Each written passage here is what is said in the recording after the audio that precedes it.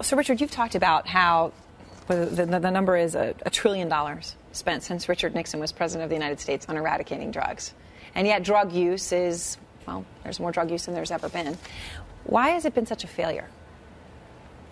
I think it's basically as big as a failure as prohibition of alcohol was back in the 20s and 30s, when the underworld in the form of Al Capone reared its ugly head, where everybody was disobeying the law by carrying on drinking, and it became almost more fashionable to drink with prohibition than it would have been without prohibition.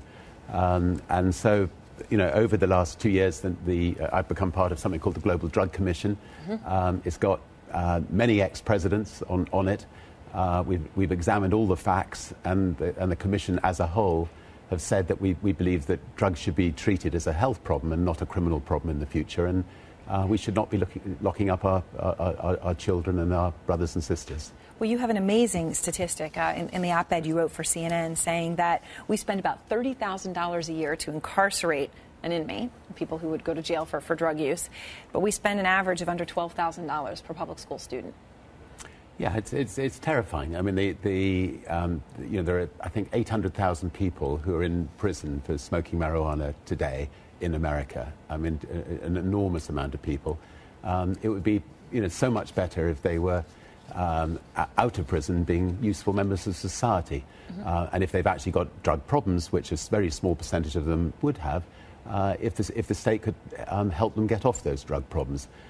Portugal is perhaps the shining example, where 10 years ago they said, we're not going to lock up anybody ever again for any kind of drug problem.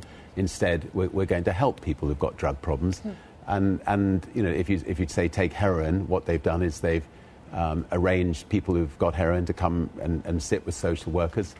They've given them clean needles, they've given them methadone, and they've weaned at least 50% of those people off heroin.